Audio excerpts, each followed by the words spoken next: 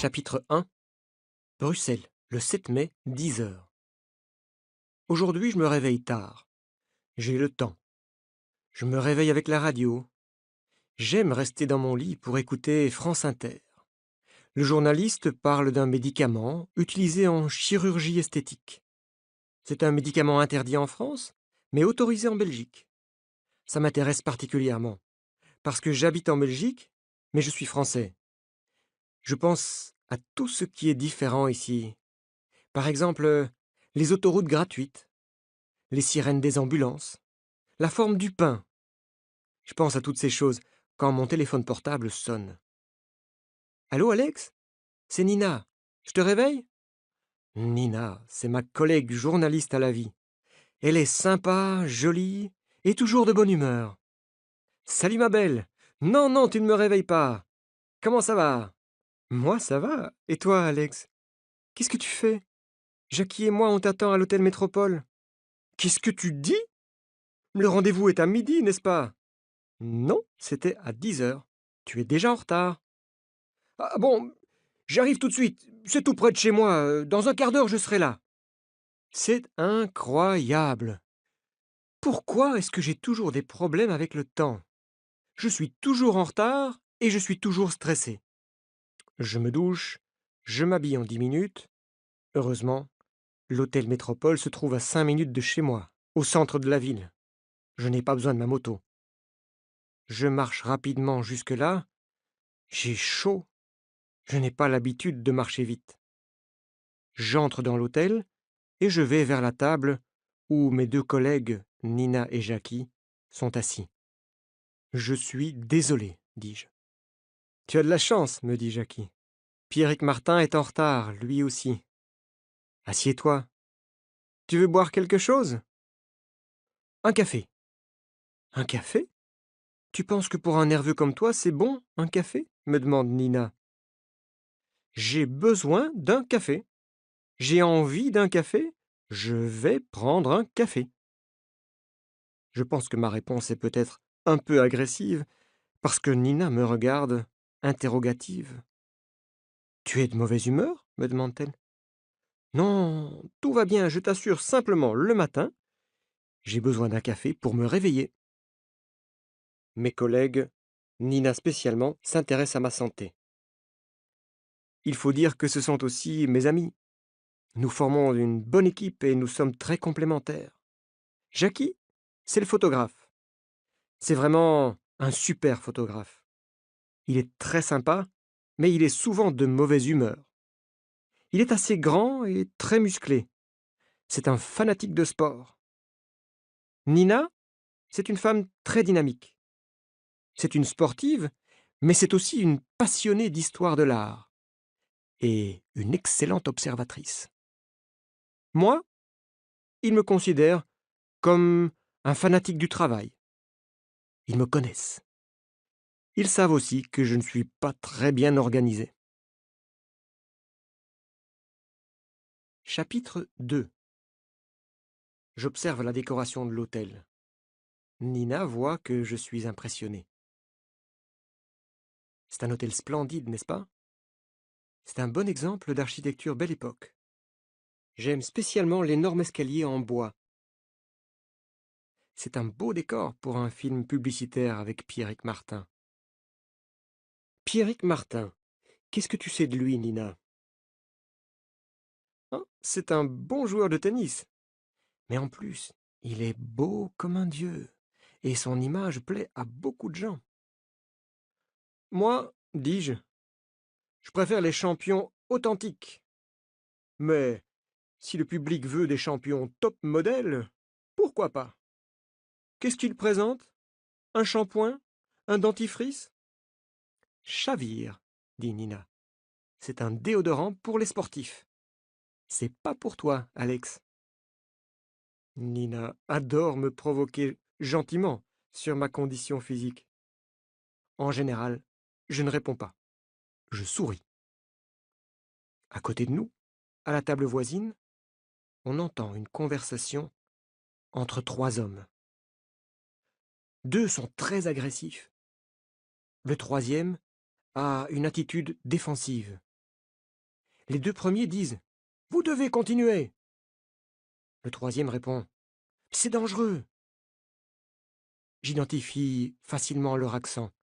Les deux hommes agressifs sont français, l'autre est belge. Ils parlent français avec un accent flamand. Quand ils constatent que je les écoute, ils interrompent leur conversation. Après quelques instants, ils se lèvent et vont tous les trois vers la sortie. Quand ils passent à côté de moi, le Belge me regarde fixement. J'ai la sensation que cet homme a des problèmes. Je photographie son visage dans ma mémoire. Au même moment, de l'autre côté du grand salon, on entend un grand bruit. Quelqu'un est tombé au pied de l'escalier. Nous nous levons pour l'aider, mais il y a déjà un homme près de lui. Pas de panique, dit l'homme. Mon ami a seulement perdu l'équilibre. Je m'occupe de lui. Mais c'est Pierrick Martin qui est tombé, intervient Jackie. Qu'est-ce qu'il a?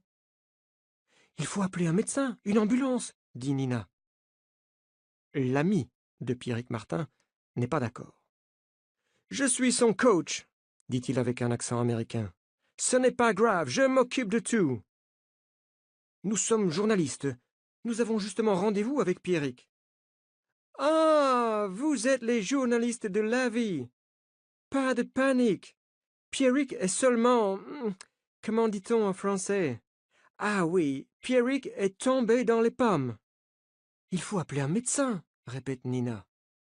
Non, ce n'est pas nécessaire, je vous assure. Il est seulement un peu fatigué. Il doit se reposer. Pierrick Martin ouvre les yeux et se lève avec difficulté. Je le conduis dans sa chambre, dit le coach. Il doit se reposer. Est-ce que vous êtes libre plus tard? Ça dépend. Vous nous proposez un autre rendez-vous aujourd'hui?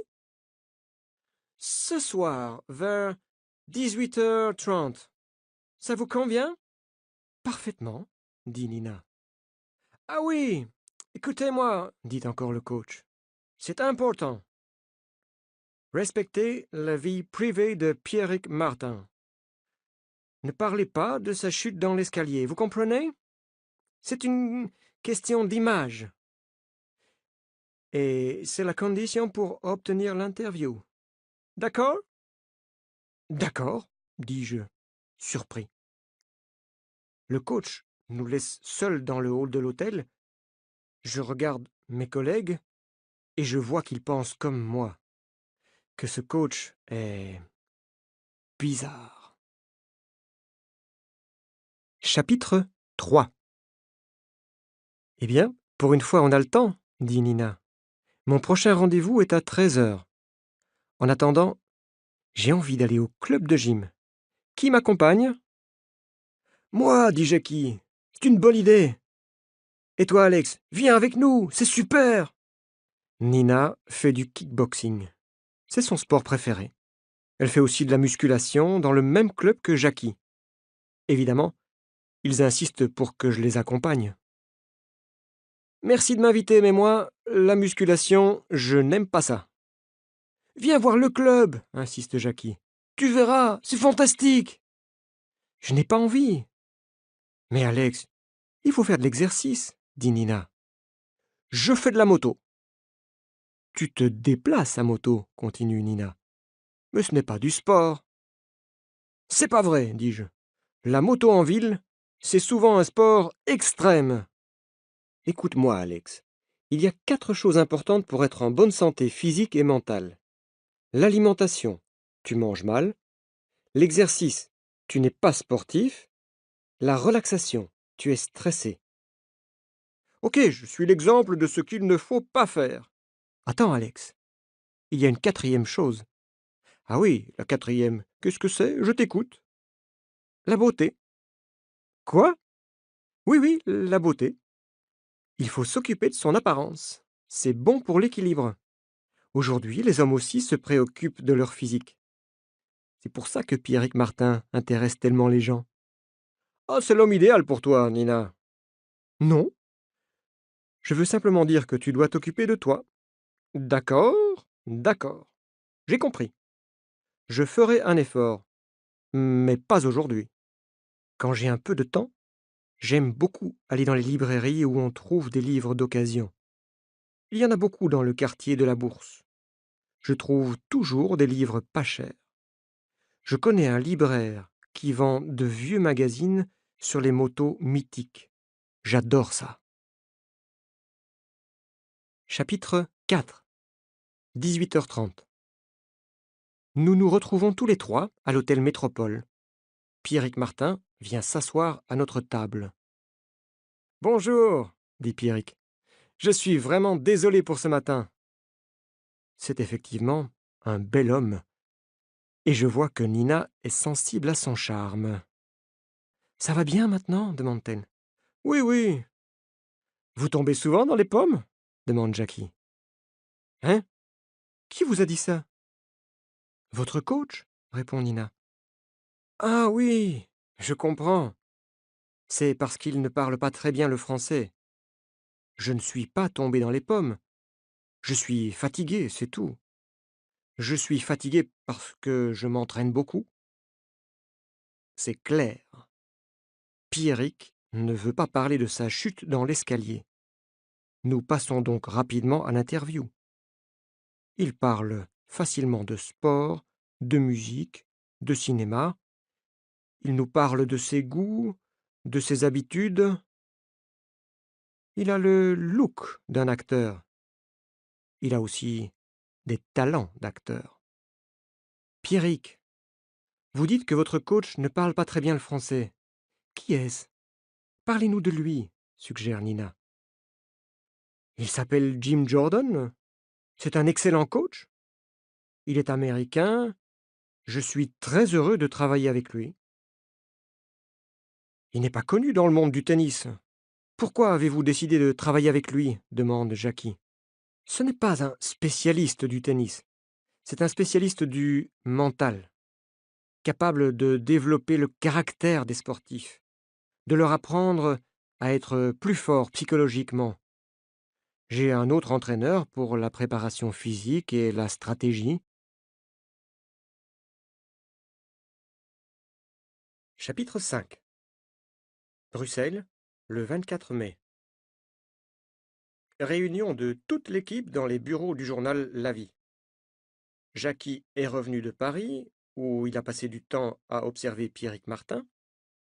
Avant que commence le tournoi de Roland-Garros, Dulac, notre chef, lui a demandé de faire un travail de paparazzi, de photographier le champion partout et dans toutes les circonstances. En effet, notre interview de Pierrick Martin à l'hôtel Métropole a été un grand succès pour La Vie. Le public aime ce nouveau champion qui gagne tous ses matchs et qui est beau comme un acteur de cinéma. Dulac commence la réunion. Alors, Jackie, comment va Pierrick Martin? Je veux voir vos dernières photos. Je suis très attentif, explique Jackie. Je l'observe tout le temps. Ici, j'ai un bon cliché de Pierrick à la fin d'un match de préparation contre Yashenko, le numéro 2 russe. Pierrick sourit, il est de bonne humeur.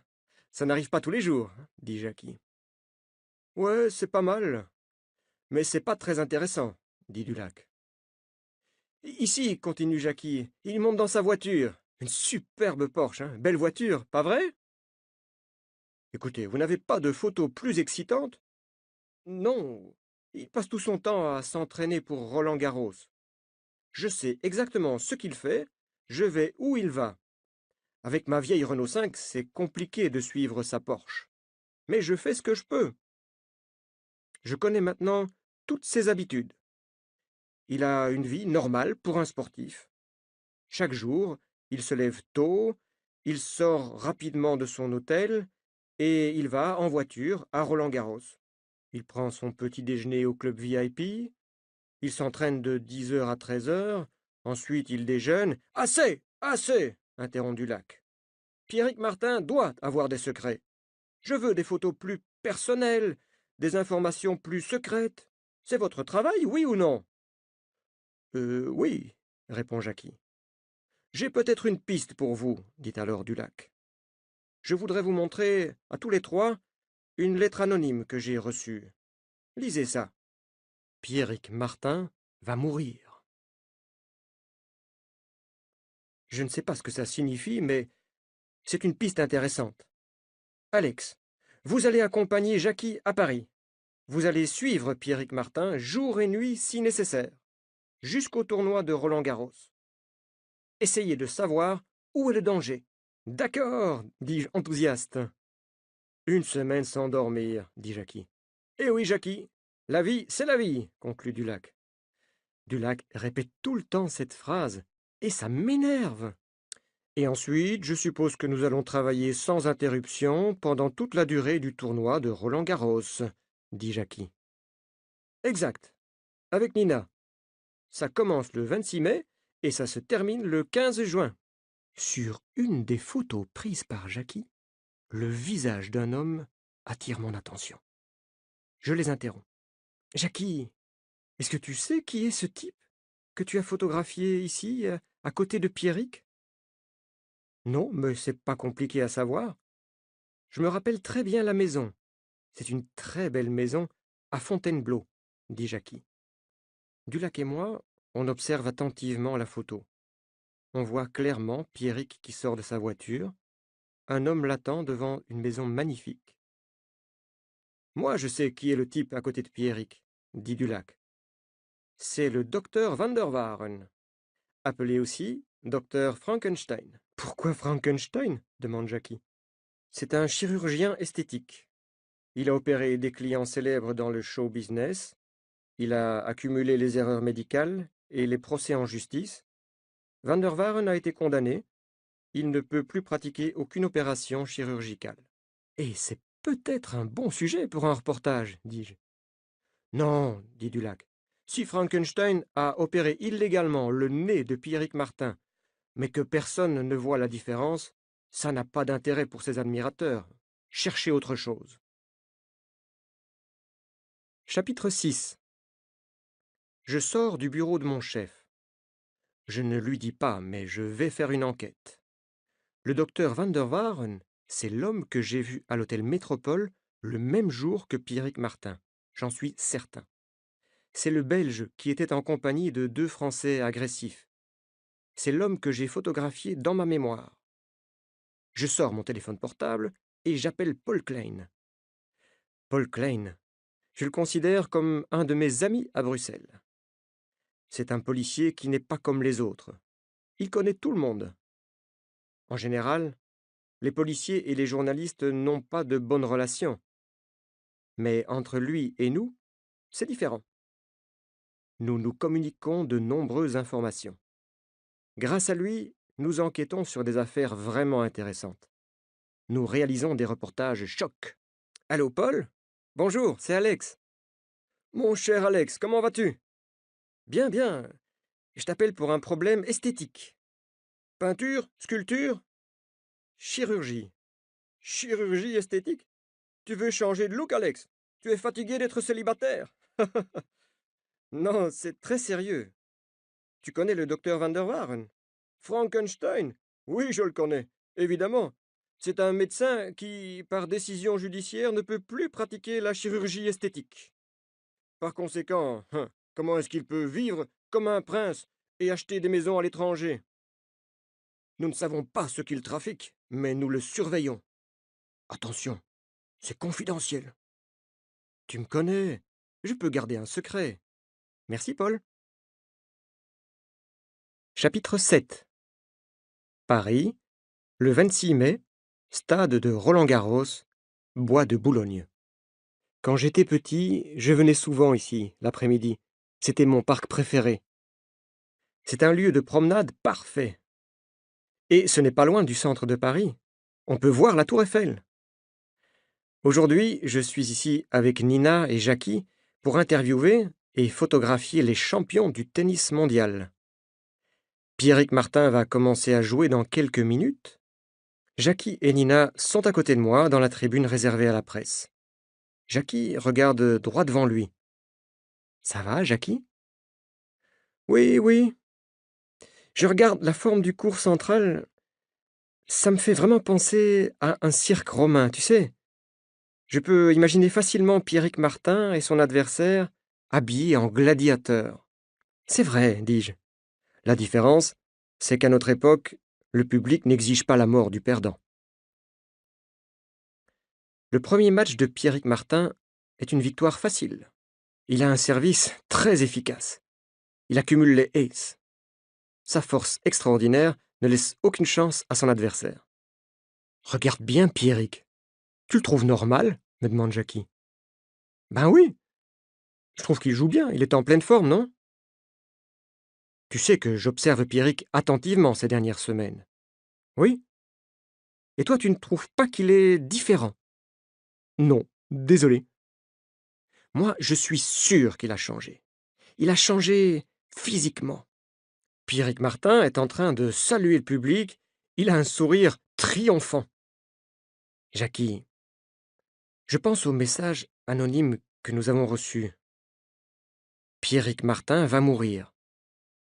Qui peut écrire et nous envoyer ce message? Je ne sais pas, c'est absurde, répond Jackie. Pourquoi l'envoyer à la vie?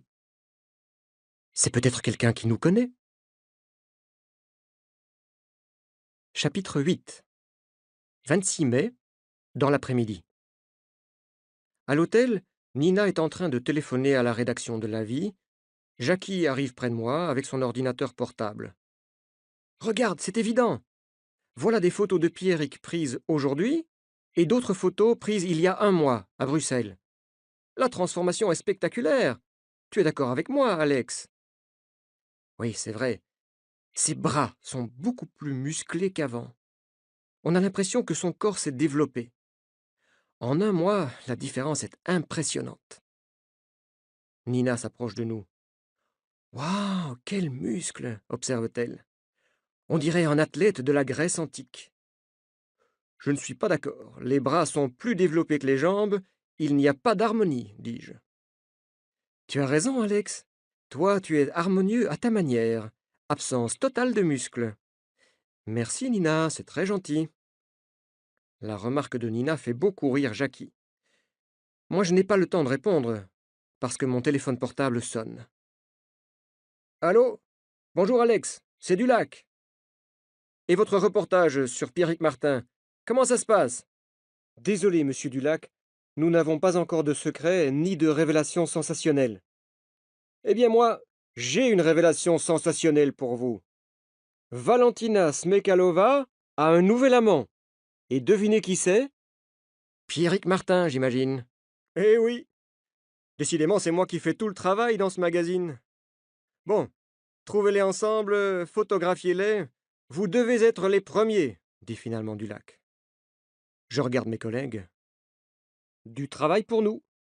Pierrick Martin est l'amant de Valentina Smekalova. Super, dit Jackie. Valentina Smekalova, c'est ma joueuse de tennis préférée. Je connais Jackie, et je ne suis pas surpris. Valentina Smekalova est particulièrement belle. C'est une jeune femme tchèque, domiciliée à Monte-Carlo. Elle est très riche grâce au tennis, mais plus encore grâce à sa marque de vêtements de sport. Si on a la chance d'être les premiers à les photographier, ça peut faire un excellent reportage, dit Nina. Le grand amour à Paris. Valentina Smekalova a la réputation de séduire et de faire souffrir les hommes. Nos lecteurs adorent ça. Mes deux collègues sont très motivés. Je conclus. Parfait. Il faut travailler rapidement. Nous avons seulement une petite avance sur les autres magazines. Chapitre 9. Paris, le 27 mai. Nous connaissons le programme des joueurs. Aujourd'hui, Valentina et Pierrick ne jouent pas de match. Quelles sont leurs intentions? Nous sommes super attentifs. Nous sommes tous les trois à proximité de l'hôtel où loge Pierrick. Attention, il sort, annonce Jackie. Au même moment, un taxi arrive. À l'intérieur du taxi, Valentina Smekalova. La journée commence bien. Nous montons dans la vieille Renault 5 de Jackie. C'est Nina qui conduit. Jackie est prêt à photographier tous les gestes des deux champions. Les deux voitures descendent depuis la place de l'Étoile sur les Champs-Élysées. Où est-ce qu'ils vont? Demande Nina. Il veut lui faire visiter Paris, suggère Jackie. Comme c'est romantique. Place Vendôme, le taxi s'arrête. Pierrick et Valentina entrent dans une bijouterie. Qu'est-ce qu'on fait? On va les interviewer, propose Nina. Ok, on n'a pas beaucoup de temps, il faut accélérer, dis-je. Quand ils sortent, nous sommes à côté du taxi. Jackie les photographie, Nina les interpelle. Félicitations! Ah, vous faites un couple formidable! Merci, dit Valentina. C'est encore vous, dit Pierrick. Impossible d'être tranquille. Écoutez, Valentina et moi, on sort ensemble, on commence à se connaître, on est heureux. Voilà, vous êtes contents? Maintenant, laissez-nous profiter de notre journée de liberté. J'essaie de le calmer. Ne vous énervez pas, Pierrick. Nous faisons notre travail de journaliste. Le public vous apprécie. Il est curieux. Les gens adorent les belles histoires d'amour. C'est vrai, dit Jackie. Vous êtes beau, vous êtes riche, vous êtes célèbre. Acceptez que les gens vous admirent. Pierrick se calme un peu. Un sourire. Une photo. Comment est-ce que vous vous êtes rencontrés? Et quand? Demande Nina. Valentina décide de répondre. Son français est excellent. On s'est rencontrés au mois d'avril à Prague, pendant un tournoi. On s'est promis de se revoir. Roland-Garros était l'occasion parfaite.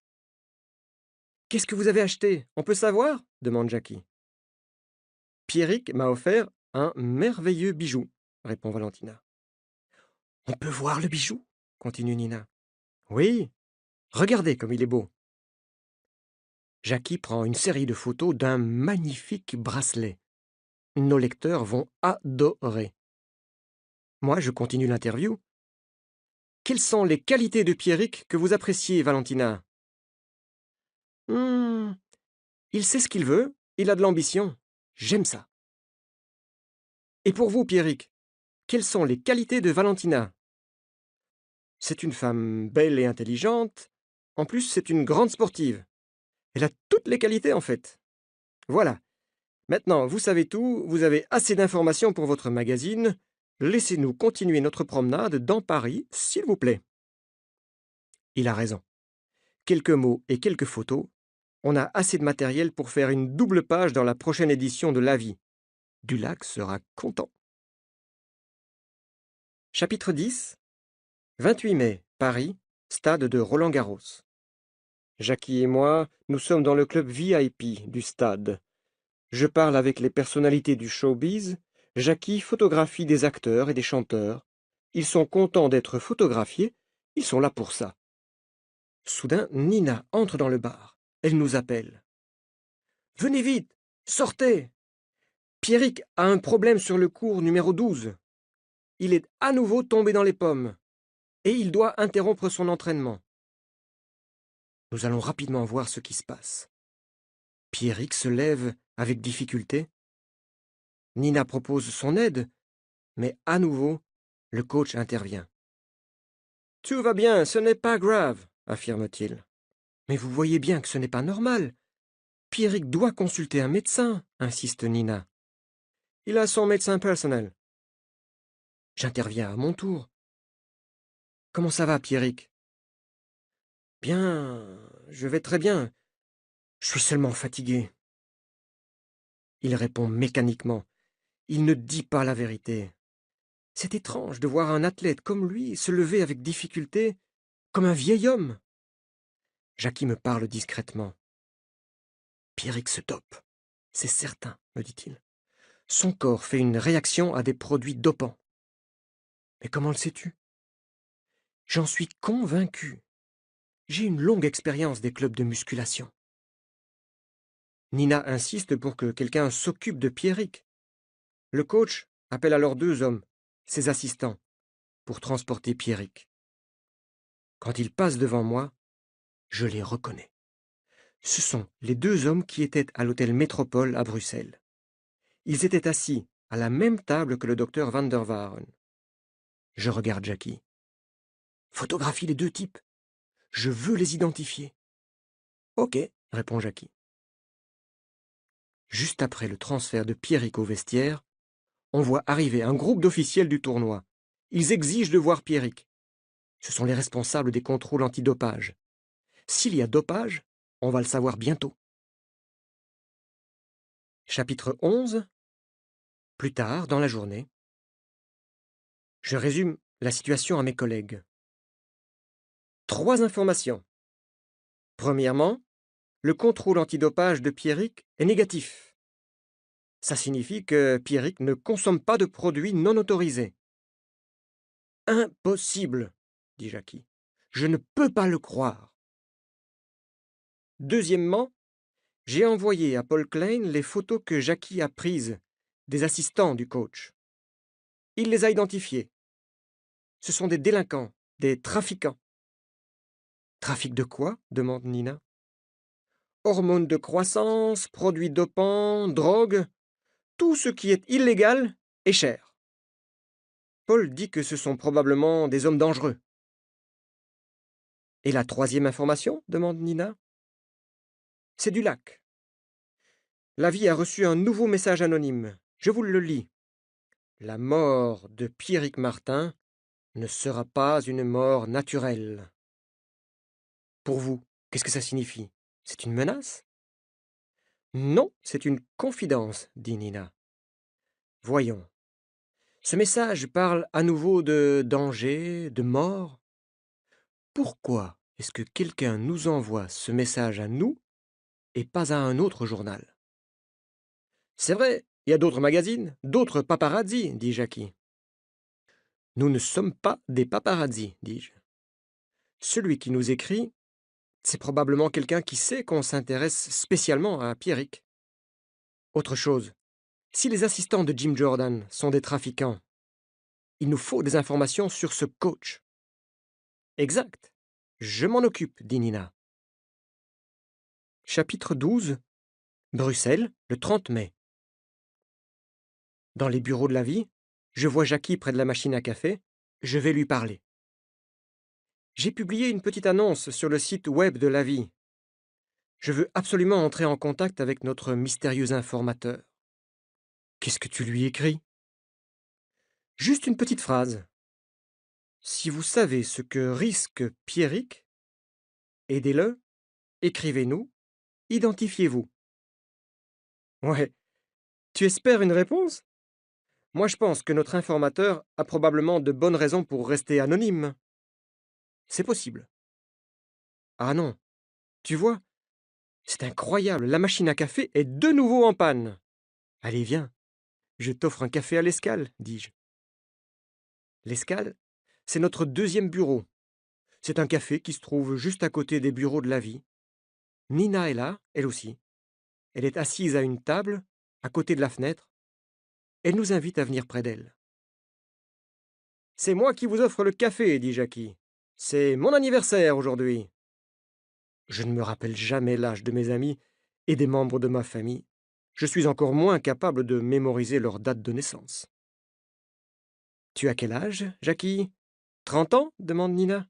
Exact. Bon anniversaire. 30 ans. Ah, il faut vraiment fêter ça, continue Nina. Très bien, répond Jackie. Vous êtes libre samedi? Je vous invite chez moi. C'est petit, mais c'est sympa. Je préparerai un couscous. D'accord? Super, dit Nina. Moi, je m'occupe de l'entrée. Vous aimez le poisson? Je fais une salade de pâtes avec du saumon. D'accord? Paul Klein entre dans le café et vient s'asseoir à notre table. Salut les journalistes, dit-il.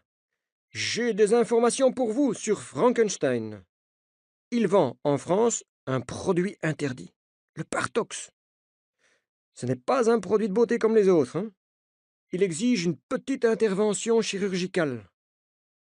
Nous pensons que Frankenstein importe clandestinement du Partox en France et fait illégalement de petites opérations dans sa maison de Fontainebleau. J'ai une idée. Je la communique à Nina et à Jackie. Nina et moi, on va aller voir ce docteur Van der Waaren. On lui fera croire qu'on est un couple et que Nina veut un traitement de Partox. Mais il va voir que j'ai pas besoin de ce truc. Il va pas me croire. Le traitement, ça pourrait être pour toi, non? Nina, ce genre de traitement, c'est plus normal pour une femme. pas d'accord. C'est égal, Nina. L'important, c'est qu'il nous ouvre la porte. Je veux parler à ce type. Bon, bon. Chapitre 13. Samedi 2 juin, jour de l'anniversaire de Jackie. Vous savez ce qui m'est arrivé ce matin, dit Jackie. Je suis allé au supermarché. Et rapidement, j'ai remarqué une jeune femme très jolie. Elle m'a regardé, elle aussi. Tranquillement, j'ai commencé à mettre dans mon caddie tous les légumes nécessaires pour le couscous. Courgettes, navets, carottes, persil. D'accord, d'accord, interrompt Nina. Résume, s'il te plaît. Bon. Après le rayon légumes, je suis allé chercher la viande. J'ai pris de l'agneau. Résume, Jackie, répète Nina. La jeune femme était toujours là. Elle me regardait. Ensuite, je suis allé chercher du vin. Elle restait à une certaine distance, mais elle me regardait. C'était évident. Et alors, tu l'as invitée demande Nina. Attends. Pardon, excuse-moi. Je suis impatiente. Enfin, je suis allé chercher la semoule au rayon des pâtes alimentaires. Elle était toujours là. Waouh, dis-je, quelle histoire passionnante. Attends. Je suis allé lui parler. Je lui ai dit que j'organisais une petite fête pour mon anniversaire, et je lui ai proposé de venir. Troublée, elle m'a regardé droit dans les yeux et m'a répondu: Qu'est-ce que vous imaginez, monsieur? Je suis une des responsables de la sécurité du magasin. Je suis inspectrice. J'observe les gens qui ont un comportement suspect. C'est tout. Nina et moi éclatons de rire. Jackie n'a vraiment pas de chance avec les femmes. Chapitre 14. Bruxelles, le 4 juin, dans les bureaux de la vie, en compagnie de mes 2 collègues. As-tu reçu une réponse à ta petite annonce sur la page web de la vie me demande Jackie. Non, dis-je. Peut-être que notre informateur a peur. Ou peut-être qu'il ne lit pas l'avis. Qu'est-ce que tu proposes? Je suis sûr que l'auteur des lettres anonymes nous connaît ou qu'il connaît l'un de nous. Pourquoi? Me demande Nina. C'est quelqu'un qui sait que nous nous intéressons à Pierrick. Alex, il y a quelques jours que je veux t'en parler, dit Jackie. C'est peut-être stupide, mais je pense à un type. Vas-y, je t'écoute. Il s'appelle Jean-Claude Domino. C'est un champion de triathlon. Tu sais ce que c'est, le triathlon?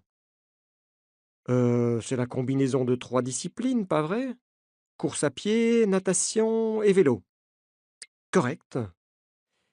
Eh bien, il y avait dans mon club de gym, avant l'arrivée de Nina, un candidat au titre de champion olympique de triathlon. Un candidat? Demande Nina. Oui, c'était il y a 2 ans. Finalement, il n'a pas participé à la compétition. Sa préparation physique a été très dure. 3 heures par jour à la salle de gym, en plus de la piscine, uniquement pour développer sa musculature. Quelques semaines avant la compétition, il a eu des problèmes de santé. Lesquels? Dis-je. Il tombait dans les pommes. À cause de quoi? Dopage? Contrôle antidopage négatif. Aucune substance identifiée. Exactement comme Pierrick, continue Jackie. Pourquoi est-ce que tu penses à lui? Demande Nina. À cause de l'évolution rapide de sa musculature. C'était pas naturel. C'est un ami? Dis-je. Non, on se connaît, c'est tout. Il va encore dans ton club de gym? Non. Trouve son adresse, on va voir ce type. Chapitre 15. Bruxelles, le 5 juin. Jackie et moi, nous entrons dans la maison de Jean-Claude Domino, l'ex-triathlonien. Il n'est pas spécialement content de voir Jackie. C'est un homme grand et gros. Peut-être que c'était un sportif, mais aujourd'hui ses gestes sont lents et mécaniques pour un homme de 30 ans. Salut Jean-Claude, ça va? Commence Jackie. Bof, comme ci, comme ça, répond l'ex-sportif. Je te présente Alex Leroc, mon collègue à la vie. Tu sais pourquoi je viens te voir? Aucune idée. Et si je te dis que mon collègue et moi, on s'intéresse à Pierrick Martin? Moi, je ne m'intéresse pas au tennis, et encore moins à Pierrick Martin, répond Domino. Écoute, Jean-Claude, on va te parler sincèrement. Quand je vois la transformation physique de Pierrick, ça me fait penser au problème que tu as eu il y a 2 ans. Je ne comprends pas pourquoi. C'est simple. S'il se dope, pourquoi n'est-il pas déclaré positif? Tu penses que je vais t'informer, moi? Et pourquoi? S'énerve Jean-Claude. Pour aider Pierrick Martin, répond Jackie. Quoi? C'est pas mon problème si ce type se dope. J'interviens. Apparemment, Pierrick ne se dope pas. On ne sait pas comment il fait pour augmenter aussi spectaculairement ses performances. Nous te demandons ton opinion. Mais peut-être que tu n'as pas d'idée? Jean-Claude ne répond pas. Dis-nous, qu'est-ce que tu veux? De l'argent? Demande Jackie. Tu es fou, répond Jean-Claude. Je continue. Nous, on pense que Pierrick est manipulé par son coach et que sa vie est en danger. Peut-être que tu peux nous aider à dénoncer cette manipulation. Connais-tu une technique qui permet d'augmenter la puissance musculaire? Une technique impossible à identifier par un simple contrôle antidopage, demande encore Jackie. Jean-Claude ne répond toujours pas. J'insiste. Si tu es une victime de ce système, c'est l'occasion de le dénoncer. Ouais, je comprends, dit Jean-Claude. Je décide d'accélérer l'interrogatoire. Qu'est-ce qui donne cette force incroyable à Pierrick? L'ex-triathlonien ne répond pas. Jackie insiste lui aussi. Pourquoi est-ce qu'il tombe tout le temps dans les pommes? Laissez-moi du temps, je dois réfléchir, dit-il enfin. Ok. Si tu décides de nous aider, écris-moi, conclut Jackie. Je te donne ma carte avec mon adresse e-mail et mon numéro de portable. Nous sortons de l'appartement de Domino avec la certitude qu'il sait quelque chose. Il doit parler, il va parler. Chapitre 16. Le 8 juin, Fontainebleau, près de Paris. Nina et moi avons rendez-vous chez le docteur Van der Waaren, alias Frankenstein. Il croit que nous sommes intéressés par un traitement au Partox. Qu'est-ce que nous allons lui dire? Comment allons-nous le faire parler? Un appel sur mon portable, c'est Jackie. Alex, où êtes-vous? Je viens de garer la voiture, on va entrer chez Van der Waaren. Ouf! Juste à temps. J'ai reçu un email de Jean-Claude, l'ex-triathlonien. Écoute, je te le lis. Pierrick Martin n'est pas dopé. Sa musculature est le résultat d'une opération. Un chirurgien, le docteur Van der Waaren, lui a transféré du matériel génétique dans les muscles. C'est une nouvelle technique.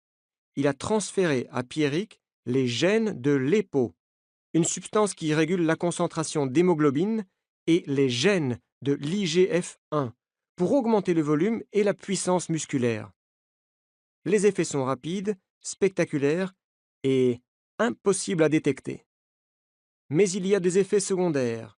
Ça provoque une hypertension artérielle et des pertes de conscience.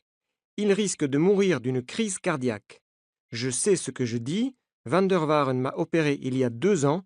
J'ai été obligé d'abandonner toute activité sportive.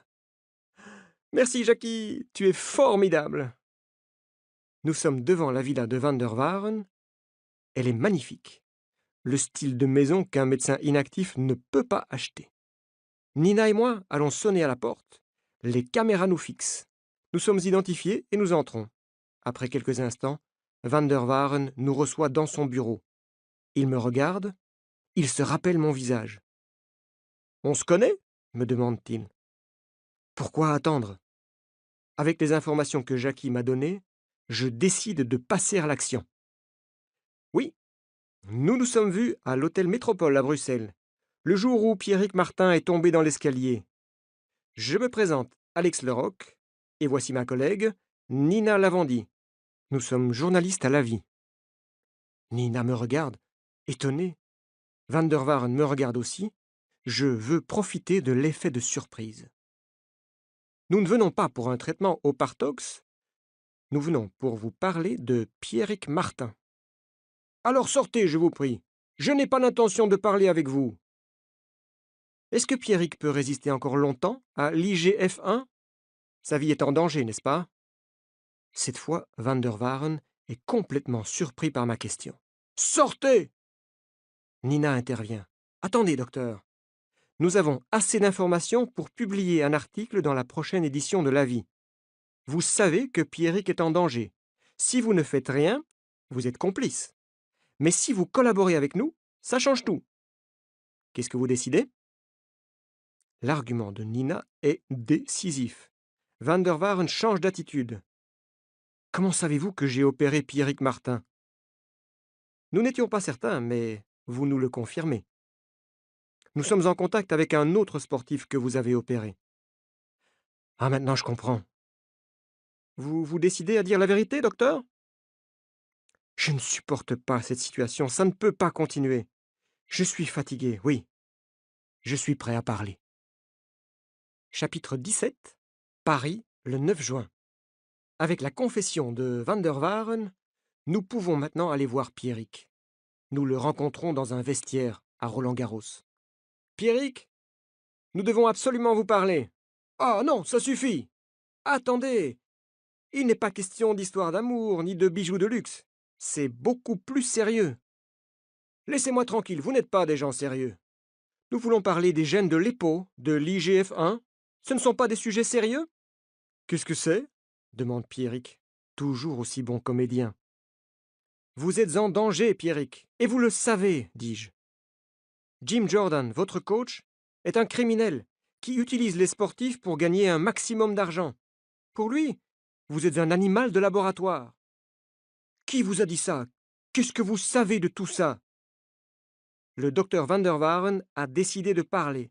Un autre sportif, Jean-Claude Domino, a également parlé. Dites la vérité, et ce Jim Jordan ira en prison.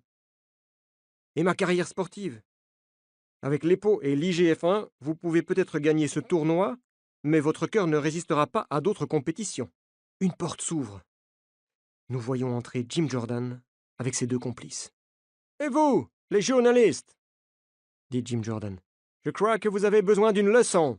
Les deux assistants de Jim Jordan se précipitent sur moi pour m'immobiliser. Ils ne regardent pas Nina. Quelle erreur! Quand il s'intéresse à elle, il est trop tard. Un des agresseurs reçoit un violent coup de pied dans la nuque. Il tombe sur le sol et reste couché, KO. L'autre adversaire, furieux, attaque Nina. Mais comme elle pratique le kickboxing avec beaucoup de talent, elle évite ses attaques et le neutralise grâce à une série de coups de poing dans le ventre et au visage. Nous nous retournons vers Jim Jordan, paralysés par la surprise. Monsieur Jordan, demande Nina, vous voulez donner des leçons? Pendant que j'appelle la police, je regarde Nina avec admiration. Voilà une sportive qui n'a pas besoin d'EPO ni d'IGF-1 pour affronter ses adversaires. Et vous, Pierrick, demande Nina, êtes-vous prêt à dire toute la vérité sur Jim Jordan maintenant? Oui. Et Roland-Garros, c'est fini pour moi. Chapitre 18. Bruxelles, le 20 juin. Nous sommes au café L'Escale, autour d'une table, en compagnie de Paul Klein. Vous avez des nouvelles de Pierrick? Me demande le policier. Il abandonne définitivement la compétition. Et le docteur Van der Waaren, qu'est-ce qui va lui arriver? Tu as une idée, Paul? Demande Jackie. Grâce à son changement d'attitude, il n'ira pas en prison, mais il sera sans doute obligé de vendre sa maison de Fontainebleau et ses appartements en Suisse. C'est bien lui qui a opéré Jean-Claude Domino? Demande Nina. Oui. Et quand Van der Waaren a compris que cette manipulation génétique était dangereuse, il a décidé de pratiquer uniquement la chirurgie esthétique. Alors, pourquoi est-ce qu'il a accepté d'opérer Pierrick? Demande Nina. Ça fait 2 ans que Van der Waaren exporte illégalement du Partox en France et qu'il pratique des opérations chirurgicales sans autorisation. Jim Jordan a été informé du trafic et il a obligé Van der Waaren à opérer Pierrick Martin en échange de son silence. Vous connaissez la fin? Effectivement, dis-je. Jean-Claude Domino nous a informés, ensuite c'est Van der Waaren qui a parlé, et enfin Pierrick Martin a dit la vérité. C'est ce qu'on appelle l'effet domino.